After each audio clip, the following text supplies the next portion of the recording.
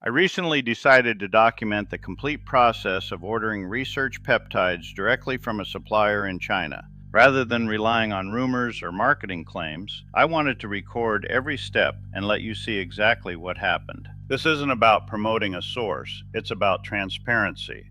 We're looking at the raw reality of the international research market. The journey began on June 17th.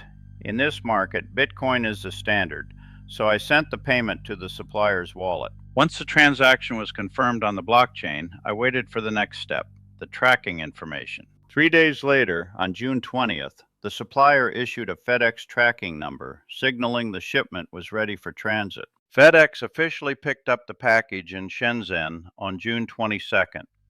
This is where the logistics speed really became apparent. From Shenzhen, it moved quickly through Guangzhou and then across the Pacific to the hub in Anchorage, Alaska.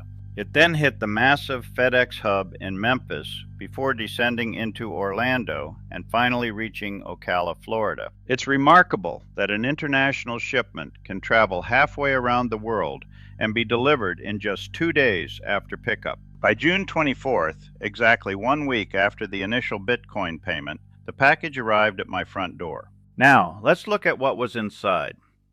The outer packaging was exactly what you'd expect, plain and unassuming. There was no branding or indication of the contents on the outside, which is standard for international research materials.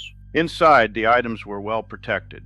Several storage cases were nestled within, alongside printed basic information sheets. Everything arrived organized and intact. The storage cases provide a level of organization that researchers often appreciate. Taking a closer look at the IP5 vials, they appeared clean and professionally sealed with standard flip-off caps. The lyophilized powder looked dry and stable, forming a solid cake at the bottom with no obvious signs of moisture. I want to be very clear. Visual assessment is not a substitute for chemistry.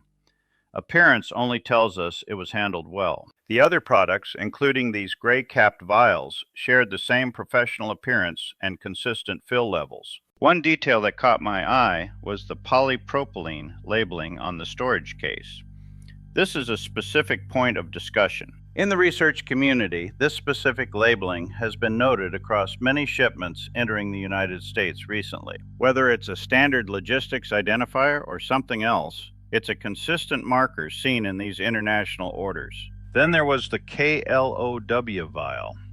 Unlike the others, this one contained a powder with a very distinctive blue hue. It's certainly a departure from the typical white lyophilized powders that most researchers are accustomed to seeing. While the color is striking, it raises the most important point of this entire investigation. What are we actually looking at? We know the package arrived. We know the shipping was fast. But receiving a package tells us nothing about the contents. We cannot confirm the purity, the identity of the compound, the sterility, or the actual concentration through a camera lens. These are questions that can only be answered through rigorous, independent, third-party laboratory testing. Without HPLC or MS analysis, these remain unknown substances. I strongly recommend testing for any serious research. My goal as a peer in this community is to provide you with the real-world data I have so you aren't guessing. I've spent years managing my own health, and I know how much it matters to have reliable information. The international peptide market is complex and often opaque. Seeing the actual process helps bridge that gap. I'm sharing this so you can make decisions based on what actually happens, rather than rumors or promotional hype. It's about empowering ourselves as researchers with ground truth data. From a Bitcoin wallet to my front door in 7 days, the logistics were flawless. The products appeared professional. This case study shows that the physical infrastructure of these suppliers is capable and efficient, but the chemistry remains the variable. I'll continue to document this journey. If laboratory results become available, I'll be the first to share them here.